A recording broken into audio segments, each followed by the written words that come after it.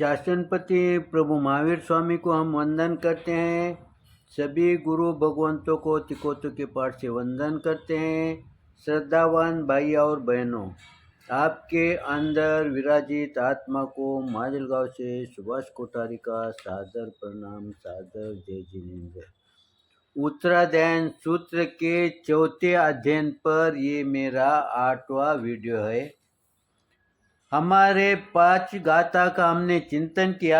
6ठे गाथा में गुरु भगवान हमें क्या समझाते हैं? सुतेषु यावी पुरी बुद्ध जीवी न विशेष से पंडिया आसु पन्ने घोरा मुहता अंबलम शरीरम भारड़ पंकी चरे पम्मतो। गुरु भगवान हमारे को इस गाथा के अंदर ये समझाते हैं, सुतेषु यावी परिबुद्धि जीव। इसका मतलब जो द्रव्य में सोया हुआ है, प्रमाद के कारण द्रव्य में सोया इसका मतलब क्या होगा? यहाँ है प्रमाद के कारण जो पदार्थ हम उपयोग में लेते हैं उसकी मात्रा हम ध्यान में नहीं लेते हैं। वो कितना उपयोग में लेना चाहिए, उसका कितना दुरुपयोग हो रहा, इसकी तरफ हमारा ध्यान नहीं चलता है। गुरु भगवान हमारे को ये समझाते हैं, अगर हम अप्रमादी होंगे तो कोई भी चीज इस्तेमाल करते समय उसका विवेक रखेंगे, लेकिन जब प्रमाद होता है उस समय थोड़ी चीज की जरूरत होगी तो हम अधिक वस्तु का, अधिक चीजें का हम दुरुपयोग करते हैं। दूसरा इसका अर्थ क्या निकलता है? भाव से जब हम प्रमाद के अंदर जब धर्माचरण करना चाहिए, जब तप करना चाहिए, जब जप करना चाहिए, उस समय हम प्रमाद में रहते हैं, हम वो नहीं कर पाते हैं। इसीलिए यहाँ पर दूसरा अर्थ बताया है। और प्रमाद का तीसरा अर्थ यह है, प्रमाद में रहने के बाद आदमी अप्रमत्त यानी वो हमेशा सुस्त रहता है, उसको अधिक पाप करने की इच्छा होती है, वो पाप से बचना नहीं चाहता है।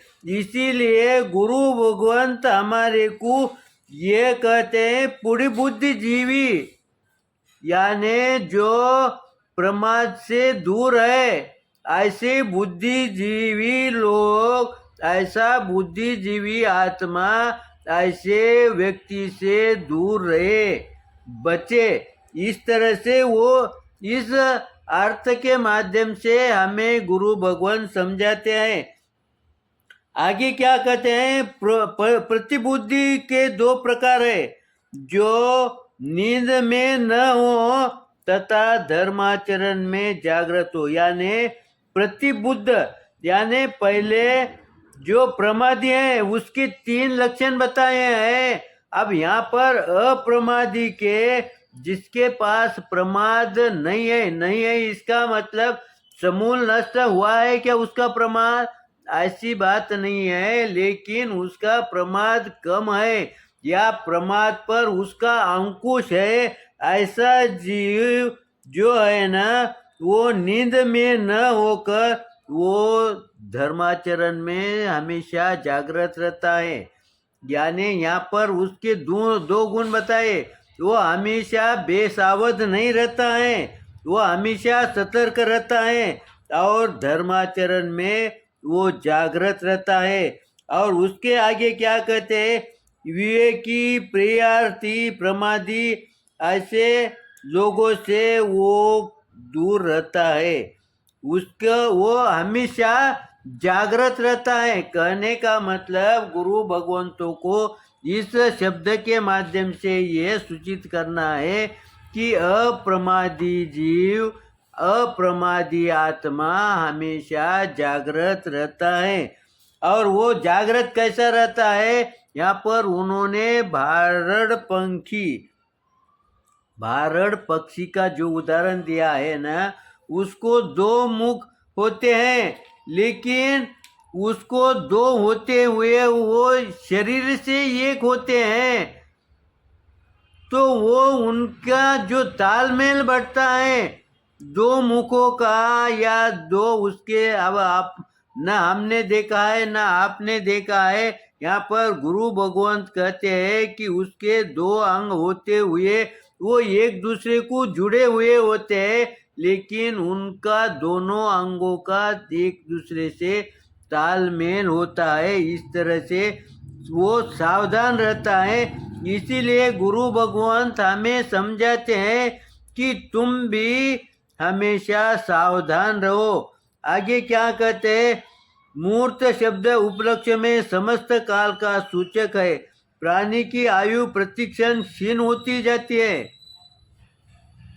गुरु भगवान समझाते हैं कि हर आत्मा की, हर जीव की, हर प्राणी की आयु प्रतिक्षण, यहाँ प्रतिक्षण शब्द दिया है। हम क्षीण होती जाती है ऐसा हम मानते हैं, जानते हैं, लेकिन प्रतिक्षण, मैं अभी आपसे बोल रहा हूँ, लेकिन जो पहले वाक्य मैंने आपको सुनाया उस समय मेरा जो शरीर का कहो या आत्मा का रहो चाहे विचार का रहो वो अभी नहीं रहा, क्योंकि प्रतिक्षण बदल रहा है। जैसा नदी का प्रवाह है वो हमेशा निरंतर बहता है। पहले क्षण में जो पानी था वो पानी अब नहीं रहा, वो आगे चले गया। अब जो हमारे पास पानी है वो दूसरा है। इसीलिए गुरु भगवंत कहते हैं कि हमारा आयु प्रतिक्षण क्षीण होते जा रहा है, हमारी आयु अल्प है और हम मृत्यु के निकट जा रहे हैं। इसका हमेशा ध्यान रखना चाहिए। अब ये ध्यान कब रहेगा? अगर हम प्रमाद से दूर होंगे तो हमारा ध्यान होगा, नहीं तो हमारा ध्यान नहीं रहेगा। काल को घोर कहा गया है। काल को क्या कहा है? घोर शब्द यानी कठिन, ऐसा शब्द उपयोग में लिया है। घोर यानी जैसा हम घोर अंधकार यानी बहुत घना अंधकार, उसको हम घोर अंधकार कहते हैं, वैसा काल को घोर कहते हैं। लेकिन इसका मतलब किसके लिए है घोर? जो प्रमादी है उसके लिए है। लेकिन जिनके पास प्रमाद दूर दूर तक नहीं है ऐसे को वो काल कुछ भी नहीं कर सकता है, न उसको उनका डर लगता है। इसीलिए प्राणी को ऐसे समय पर सतर्क रहना चाहिए। इस तरह से गुरु भगवंतों ने छठे अध्याय में हमारे को ये समझाया है कि प्रमाद अगर रहा तो तुम्हारे प्रमाद में तुम द्रव्य से भी अधिक हिंसा के भाव रखते हो, द्रव्य से अधिक पाप करते हो, और जैसे ही द्रव्य से करते हो वैसे ही भाव से भी अधिक हो जाता है, केवल प्रमाद होने की वजह से। इसीलिए गुरु भगवंत ने कहा सिर्फ तुम क्या करो, प्रमाद को दूर करो, प्रमाद से दूर रहो। जैसा ही कोई अच्छा काम करने का है तो तुरंत करो। प्रमाद जैसा ही आना आ गया, प्रमाद आए वाला ध्यान में नहीं भी रहा, लेकिन जब आता है उस समय हमारे ध्यान में आया तो उस समय सावधान हो जाओ। इस तरह से गुरु भगवंतों ने छठे अध्ययन के गाथा में कहा है कि सुत्तेषु यावी पुड़ी बुद्धि जीवी न विषयांचे पंड्या आसू पन्ने। घोरा मुहत्ता, घोरा यानी कठिन, घना, ऐसा घना। अम्बलम शरीरम भारड़ पंखी चरे पम्मतो, जैसे भारड़ पंखी दो शरीर होते हुए एक दूसरे को जुड़े हुआ शरीर होते हुए भी वो हमेशा सतर्क रहता है, वैसा ही गुरु भगवान हमारे को हमेशा सतर्क रहने को कहते हैं। तो अब आगे के सातवें गाथा के अंदर गुरु भगवंतों ने क्या कहा है इस पर हम ध्यान देते हैं। तेरे पम्मायम परिसंक मानो जम किंची पास ये मन मानो लाभंतरी जीवी बहु ईता पचा पच्चा परिनाराय माला वंदनसी। गुरु भगवंतों ने सातवें गाथा के वर्ण सातवें गाथा में हमारे को क्या कहा है, इसका चिंतन हम समय आने के पश्चात देखेंगे। आज का समय यहाँ पर पूरा होता है। मेरे विश्लेषण के अंदर निश्चित रूप से गलत आया होगा तो उसके लिए आप क्षमा करेंगे, और सही आया होगा तो लाइक करें, शेयर करें। शेयर करना इसीलिए है कि गुरु हमारे नायक श्री कृष्ण भगवान ने सिर्फ अनुमोदना दी है। किनको अनुमोदना दी है? संयम लेने वाले को। वैसे ही हमारे को अगर अच्छा लगा तो इसकी अनुमोदना करेंगे, ऐसी अपेक्षा रखते हुए मैं पूर्ण विराम लेता हूँ। ओम शांति।